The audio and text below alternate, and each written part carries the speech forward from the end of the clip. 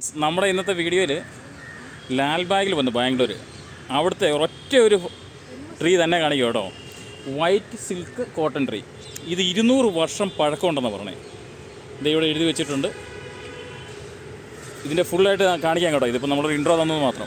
ഇതേ വീഡിയോ നേരെ കണ്ടു. പിന്നെ ഞങ്ങളുടെ കൂടുതലുള്ളവർ ഇത് പരിചയപ്പെടുത്തട്ടെ. ഇത് നമ്മുടെ ഫ്രണ്ട് പൈസയേട്ടനായി. ഞങ്ങളിവിടെ ജെഫിനെ പറഞ്ഞായിരുന്നല്ലോ, ഞാൻ മുമ്പ് പറഞ്ഞായിരുന്നു, കഴിഞ്ഞ വീഡിയോ പറഞ്ഞായിരുന്നു. നമ്മുടെ ജെഫിനെ ചേർക്കാൻ വേണ്ടി നിന്നാണ്. പൈസയേട്ടൻ്റെ 2 പിള്ളേരെ ഇവിടെ ചേർത്തിട്ടുണ്ട്. ഇവിടെ നേഴ്സിംഗ് കൊണ്ട് ചേർത്തു. ഇത് പൈസയേട്ടൻ്റെ വൈഫാണ്, ചേച്ചിയുണ്ട്. പിന്നെ ഞാൻ പരിചയപ്പെടുത്തുന്നുണ്ടല്ലോ ഇടയ്ക്കിടയ്ക്കുള്ള താരങ്ങൾ. ഇതേ എൻ്റെ പ്രിയതമ ജെഫില്ല ഈ വീഡിയോയിൽ. ഈ വീഡിയോ തൊട്ട് ഇനി തൊട്ട് മുന്നോട്ട് ജെഫിനെ മിസ്സാകുകയാണ്. ഇത് ഇവനുണ്ട്. ഇതേ കാന്താരി ഒത്തിരി പൊട്ടിക്കണ്ടല്ലോ. ഇതേ നമ്മുടെ അളിയനും ഉണ്ട് കേട്ടോ. ഞങ്ങൾക്ക് ഭയങ്കര വഴികാട്ടിയായിട്ട് വന്നേക്കുന്നത് അളിയനാണ്. എന്താണെങ്കിലും നമ്മുടെ വീഡിയോ മുഴുവൻ ആ മരത്തിൻ്റെ ഞാൻ ചുറ്റി ഒന്ന് കാണിക്കാം, അത് കാണാം.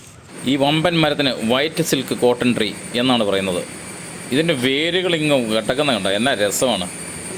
പിന്നെ ഒരു കാര്യം പറയട്ടോ, ലാൽബാഗ് സ്ഥിതി ചെയ്യുന്ന 240 ഏക്കറിനകത്താണ്. ഈ ലാൽബാഗിൽ നമ്മൾ വന്നു കഴിയുമ്പോഴത്തേക്കും ഒത്തിരി ഇതുപോലെയുള്ള പഴയ മരങ്ങൾ കാണാം.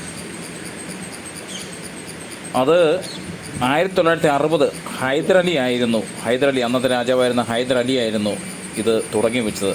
ഈ ഒരു ഉദ്യാനം ഉണ്ടാകണമെന്ന്, ഇങ്ങനെയൊരു പാർക്ക് വേണമെന്നും, ഇങ്ങനെയൊരു ബൊട്ടാണിക്കൽ ഗാർഡൻ എന്നൊരു ആശയം കൊണ്ടുവന്നത്. എന്നിട്ടത് അദ്ദേഹത്തിൻ്റെ മകനായ നമ്മുടെ ടിപ്പു സുൽത്താനെ കുറിച്ചൊക്കെ ഇഷ്ടംപോലെ പഠിച്ചിട്ടുണ്ട്, എല്ലാവരും കേട്ടിട്ടുണ്ട്. ടിപ്പു സുൽത്താൻ, ഹൈദരലിയെ കേട്ടിട്ടില്ലെങ്കിലും ടിപ്പു സുൽത്താനെ ഉറപ്പായിട്ടും കേട്ടിട്ടുണ്ടാവും. ടിപ്പു സുൽത്താനാണ്, അദ്ദേഹമാണ് ഇത് പൂർത്തിയാക്കിയത്. ഈ ബൊട്ടാണിക്കൽ ഗാർഡന് ഇവിടെ ഒത്തിരി പുഷ്പമേളകൾ നടക്കാറുണ്ട്. പ്രത്യേകിച്ച് ജനുവരി 26-ന് റിപ്പബ്ലിക് ഡേയുടെ അന്നൊക്കെ പുഷ്പമേള വളരെ ശ്രദ്ധയാകർഷിക്കുന്നൊരു കാര്യമാണ് കേട്ടോ.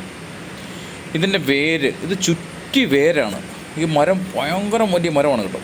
നമ്മളിത് കണ്ടപ്പോഴത്തേക്കും നമുക്ക് വളരെ അതിശയം തന്നെ തോന്നി. ഇത്രയും വലിയൊരു മരം, 200 വർഷത്തിന് മുകളിൽ പഴക്കമുള്ളൊരു മരം കണ്ടപ്പോൾ നമ്മുടെ സബ്സ്ക്രൈബേഴ്സിനെ അടുത്തേക്ക് എത്തിക്കുക. അത് നമുക്ക് ഇങ്ങനെ കാണുന്നതാണല്ലോ നിങ്ങളിലേക്ക് കാണിക്കേണ്ടത്. ഇത് കണ്ടിട്ടുള്ളവരുണ്ട്, കാണാത്തവരുണ്ട്. എന്താണല്ലോ അടുത്ത പുതിയൊരു വീഡിയോ ആയിട്ട് വരാം. സബ്സ്ക്രൈബ് ചെയ്യാത്തവരുണ്ടെങ്കിൽ സബ്സ്ക്രൈബ് ചെയ്യാൻ മറക്കണ്ട കേട്ടോ.